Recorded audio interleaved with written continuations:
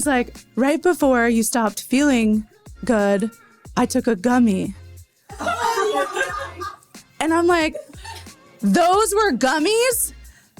You guys, I ate 20 gummies as I was taking my injections. I thought they were just candy on the counter. So me not being able to move was literally, I was so high. My discharge paperwork from the hospital was accidental overdose. And like you guys. Welcome to Life Changing Money, a podcast all about one of the most taboo topics in the world, money. I'm your host, Barbara Strehand, and we're going behind the scenes on business owners' journeys to money, success, and wealth. Let's get started. Hello, and welcome to another episode of Life Changing Money. We are here live at our PJs Podcast Party, and anyone attending can just ask me a juicy question or a business question, whatever's on their mind. So who wants to go first? Laura. Okay. In the mic. Best investment that you've ever made? Masterminds. Why? Because you have to get in the rooms with people that are ahead of you in order to push you to the next level. And there have definitely been masterminds that I've invested in that were a little disappointing. They weren't what they kind of advertised, but there's always a learning lesson, and you still get the network and really great collaborations with other people. So I'm always a huge fan of people investing into masterminds. Charlene. I was on Charlene's podcast. Yes, she was. You guys can listen to my love story with Charlene. I actually was going to ask you a question about masterminds. How do you actually know which masterminds to invest in and pick?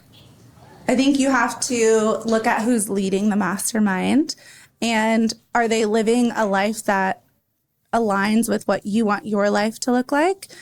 Because they can only give you advice on things that they know. So if they're living in alignment with something you like, it'll probably align with you, but also the people that are in the room too, because the people leading it will attract a certain type of person as well. And so are you going to vibe with those people? And are they at the point in business that you also want to be at, or are they ahead of you? And so I think you just have to look at the leader, look at the group, and ask really good questions. Because like I said, a lot of times I think people misadvertise what they're presenting. And so ask good questions as well. Mm-hmm. What has been your number one tip for scaling? Did you scale fast? Mm-hmm. Yeah, you've seen my tax returns. I have seen your tax returns. Paige is a lender. So the tip to scaling really fast, I think one is social media really helped. And so I'm always all about going all in on social, being really authentic on there, because you'll attract the right type of clients that are attracted to you. And also delegate everything. You can't do it all in your business. And if you want to scale, you have to have the freedom and the mind space to think of new ideas and think of new revenue streams and even things to invest the money that you're making into. So you have to be able to delegate anything and everything in your life. I don't know the last time I've folded laundry, or even things like outsourcing a chef or a personal assistant. But you start out small. I started first with a virtual assistant and then an OBM.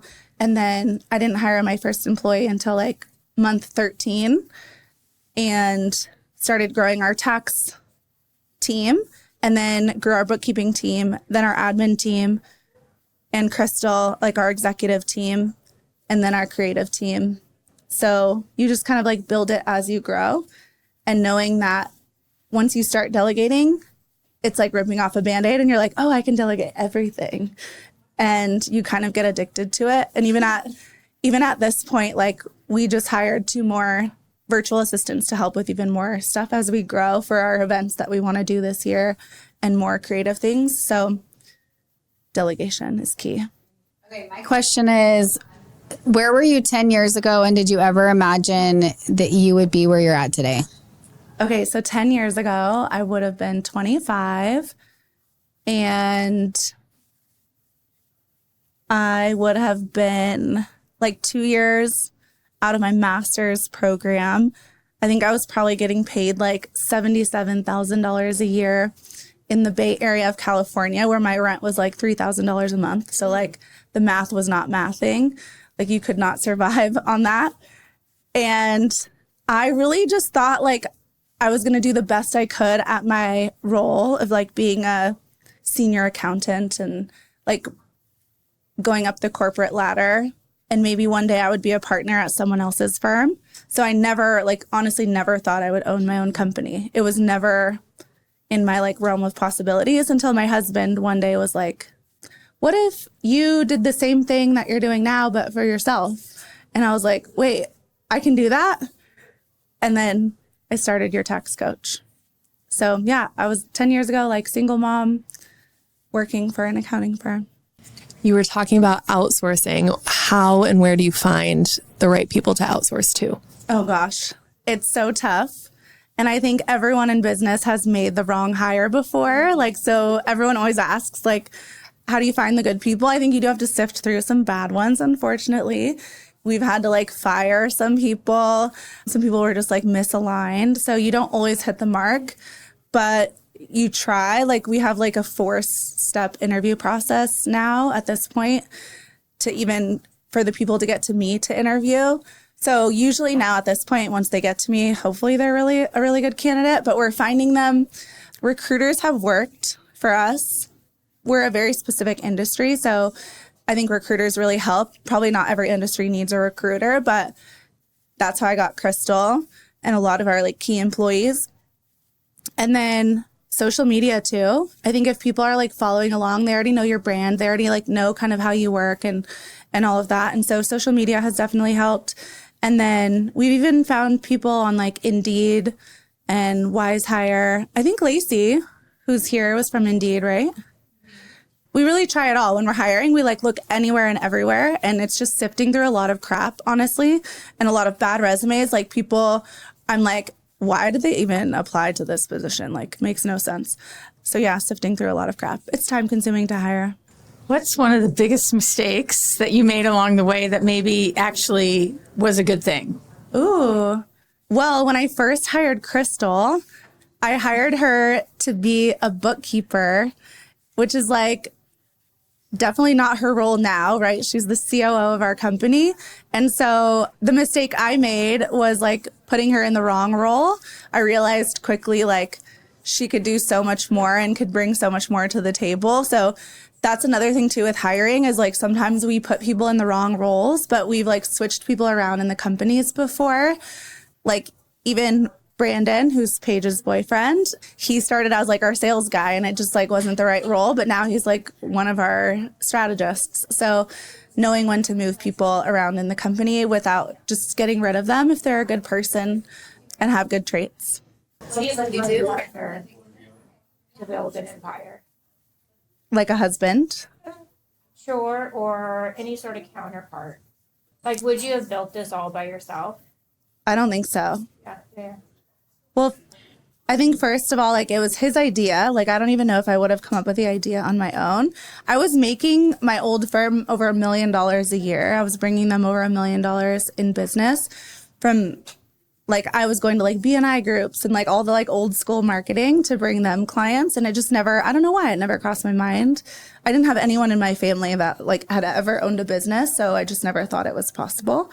So first, I don't think I'd have the business, but then like he is my rock and is the complete opposite of me. So like whatever I don't like doing, he does really well. And whatever he doesn't do really well, like I do really well. So we just complement each other super well. And then having someone that can grow with you, I think is important because I think in a lot of relationships, and maybe you guys can relate, like there'll always be times where like you're going so much further and maybe that person stays back. And I think a lot of times that breaks up relationships, especially strong females in business. And so really bringing them along with you. And I made the mistake at first of being like, you should do this. Like, I was like shitting on him, you know, like, you should try this. You should do this healing thing. Like, you should do therapy, like all that. And then I realized if I just do my own journey, hopefully he'll want to come along with me.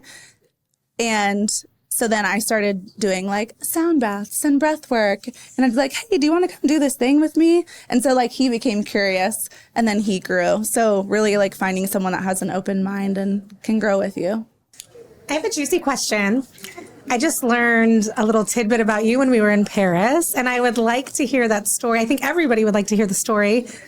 I think I'm probably, myself and Matt are the only ones that know. And it's a little juicy, and you kind of kept it close to the chest for a while. So why don't you share that story with us? Okay, this will probably be the last question because it's a long story. So like 2 years ago, I found out I had melanoma for the second time. So I was like adamant on doing an alternative medicine. Like I really didn't want to do chemotherapy. So I was taking all these shots like twice a day, like 15 different shots twice a day. And it took me like an hour and a half each time because I had to like mix this powder, it looks like cocaine, and you like mix it with this liquid and you have to shake it and like make the needles and take it, all the things. So one of the nights I was like mixing all the needles and I'm like leaning on the kitchen counter. And so I'm like doing my injections and not really thinking about it. There's like snacks on the counter and I'm taking my injections and I like, oh, also that same week, I had gotten all this new medication from Thailand. You could only get it from Thailand because it was like illegal in the US. So I was already like kind of weirded out about this medicine because I hadn't taken it before. And I was like, is this really safe? Like, what if they like put weird shit in it and I'm going to die? Even though it was third party, I had it third party tested in the US, like all the things. I was just really weirded out about this medicine. So I'm like taking the injections and then I start not feeling good. And I'm like, am I just being a hypochondriac? Like, what is happening? I really don't feel good. And so like 30 minutes into taking them, I'm like now like laying on the kitchen counter, like our big island at home. And I'm like, I start sweating, my heart is racing. And I'm like, I really think I just got like drugged. Did I just take fentanyl or something? And so Matt was at the kitchen or at the dining room table. And I was like, Matt, can you walk me to the couch? Like, I really don't think I can walk there. And he's like, what is going on? And I'm like, I don't know if it's these injections. Like, I don't know what's happening. I don't feel good. So he like walks me to the couch. I'm like laying on it. And all of a sudden I can't feel anything on my left side. And I'm like, fuck, I'm having a stroke. And so I like yell at my husband. I'm like, call 911. And he's like, what? And he knows I hate like any medication. Like I won't take an Advil, like if I have a migraine. And he's like, what do you mean call 911? I'm like, call 911. I literally think I'm having a stroke. And he's like, what? And then I can't feel, like my arm goes numb. And I'm like, maybe it's a heart attack. I don't know all the different symptoms. I was just like, I know something's wrong. So he calls 911. And this is like 8 p.m. because I remember we just put our youngest to bed. And so the ambulance is on the way and I'm like crying because I'm freaking out. I'm like, something wrong is happening. And I'm like, wake Hunter up. I need to say bye to him. Like, it was so bad. I was like, I think I'm saying bye to my child right now. Like, he woke him up from bed. The ambulance is there. Like, there's like five paramedics around me, like doing all these tests. And I probably traumatized our youngest because we like woke him up and like all these people were there helping mommy. And so they like take me to the ambulance on a stretcher because I literally can't move. I'm like, I don't know what's wrong. And then I remember being in the ambulance and the lights are so bright when you're like laying there. I'm like, this is what they mean when you like see the light.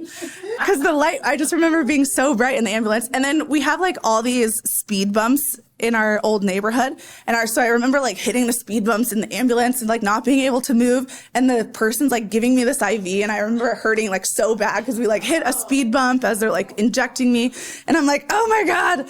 And as I like can't move my body and I think I'm having a stroke or a heart attack or something. And then we get to the hospital and my husband wasn't with me because he was with Hunter. So he like was calling the nanny. The nanny was trying to get there in time. So he was going to meet me in the hospital to see what was happening. And then I remember like waiting to see the doctor and I hear my husband like talking in the background to one of the nurses. And he's like, yeah, she's been under like a lot of stress lately. Maybe it's just like a panic attack. So then like the nurse comes up to me and is like trying to talk to me like, we think you're just having a panic attack. Like, I think you're okay. And I'm just thinking in my head, like, I've never had a panic attack, but like, this is crazy.